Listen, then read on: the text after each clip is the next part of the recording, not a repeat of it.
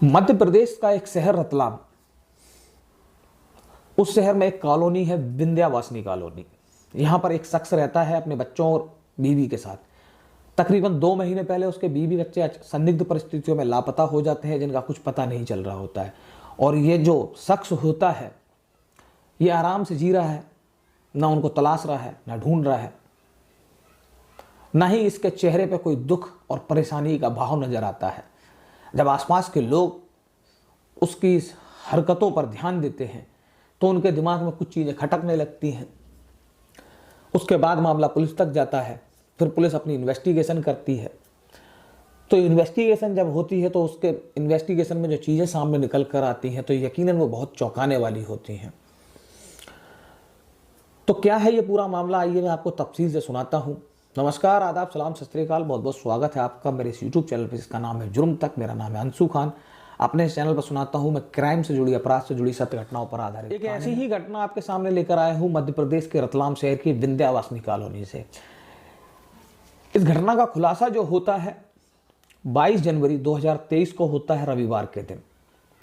Police जब इस मामले की तह तक जाती है, छानबीन करती है, तो उसके सामने एक चीज निकल कर आती है जो यकीनन चौंकाने वाली होती है। दरअसल ये जो मामला है ये एक सोनू तलवाड़ी नाम के शख्स का है। सोनू तलवाड़ी नाम का एक शख्स जो कि विंध्यावासिनी कॉलोनी में रहता है, जो कि रेलवे में गनमैन के तौर पर पदस्थ है।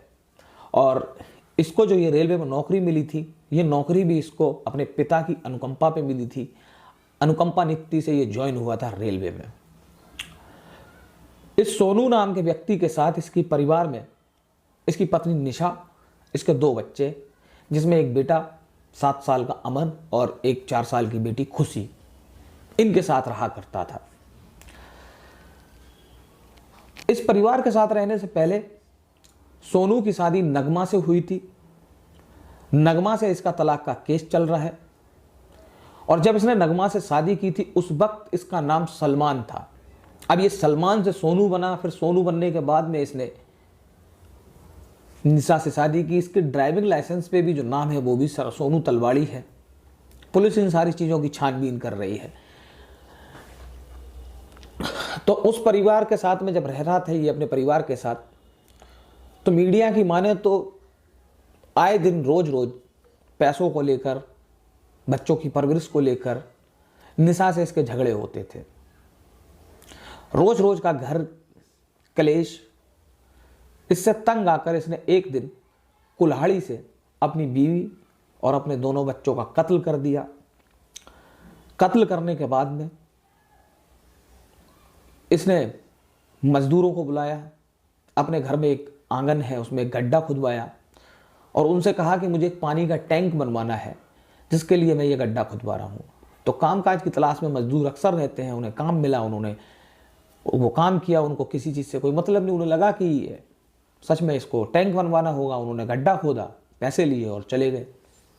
उसके बाद इस व्यक्ति ने अपने एक दोस्त को बुलाया, बंटी को सारी जानकारी दी कि उसने ऐसा ऐसा कर दिया है। इसके साथ बंटी आया। बंटी के साथ मिलकर इसने उन तीनों शवों को उस गड्ढे में दफना दिया और आराम से बेफिक्र होकर ये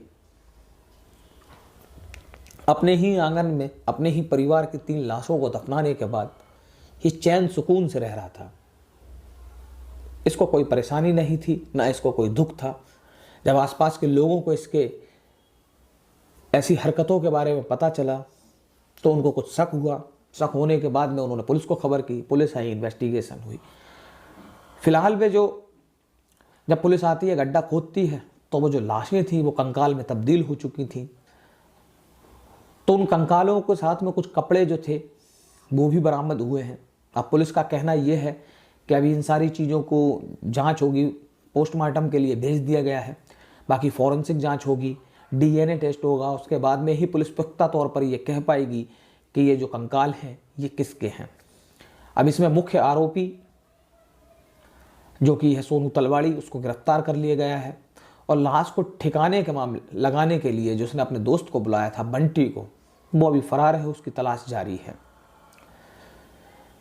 तो ये था एक छोटा सा मामला रतलाम शहर का, जहां पर एक पति ने अपनी पत्नी और 2 बच्चों का कत्ल करके अपने घर के आंगन में ही दफना दिया और उन्हीं की लाशों पर आराम से बैठा हुआ चैन सुकून की सांस ले रहा था। ऐसी ही क्राइम की जुड़ी, अपराध की जुड़ी सत्य घटनाओं पर आधारित कहानी सुनने के लिए आप मेरे इस चैनल को सब्सक्राइब कर सकते हैं, वीडियो को लाइक कर सकते हैं। मिलता हूं आपको फिर किसी अगले वीडियो में एक नई जुर्म की दास्तान के साथ। तब तक के लिए धन्यवाद।